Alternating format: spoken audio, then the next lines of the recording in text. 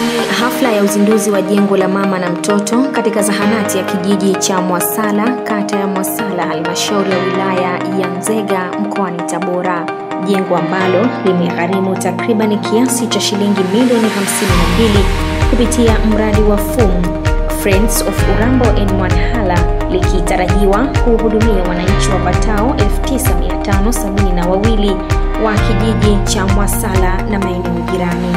Akizindua jengo hilo kwa niaba ya mkuu wa wilaya ya Nzega, katibu tarafa ya Puge Rahma Mnyone amesema kuwa jengo hilo ni zawadi kwa wakazi wa kijiji cha Mwasala na kutoa wito kwa wananchi kulitunza na kulithamini kwa manufaa yao binafsi.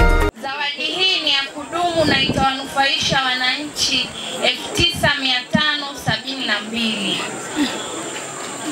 Ninawaasa watu wa Mwasala kuithamini zawadi hii na kuitunza kwa kadri ya uwezo wenu wote, ili siku marafiki wa Urambo na Mwanhala watakapojaliwa kuja Mwasala wafurahi sio wajute.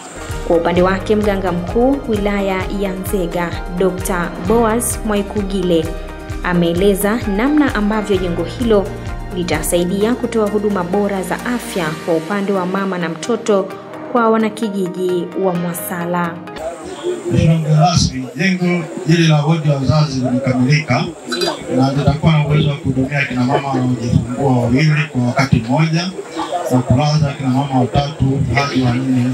Ni tofauti na jengo lililokuwa linatumika zamani ambalo lilikuwa lina uwezo wa kuhudumia mama anayejifungua mmoja na kulaza kina mama wawili. Hivyo kumekuwa msaada mkubwa sana kwa wananchi wa kata ya Mwasala. Halmashauri tunashukuru sana marafiki wa Urambo na Mwanhala waliopo nchini Uingereza kwa kusaidia mradi huu. Naye kaimu mkurugenzi mtendaji halmashauri ya wilaya ya Nzega Mohamed Sume ametoa pongezi kwa wananchi wa Mwasala kwa kutoa ushirikiano hadi kukamilika kwa jengo hilo. Nitoe kwanza pongezi kwenu kwa kazi ambayo umeifanya mpaka leo tuna ile nyumba pale. Hongereni sana. Waswahili husema moyo wa shukrani ni moyo wenye baraka. Wanakijiji wa Mwasala pia hawakusita kutoa shukrani zao kwa marafiki wa Urambo na Mwanhala kutoka Uingereza kwa utekelezaji wa mradi huo, huku wakieleza namna ambavyo jengo hilo linaenda kuwa mkombozi kwa upatikanaji wa huduma bora za afya kwa mama na mtoto kijijini hapo. Tunashukuru sana Mwasala kuletewa jengo hili la mama na mtoto litaweza kutufaa. Kupitia jengo hili ambalo lina uwezo wa kuhifadhi wajawazito wawili na sehemu ya kupumzikia watu watatu, kweli tumefurahi kwa wafadhili wetu.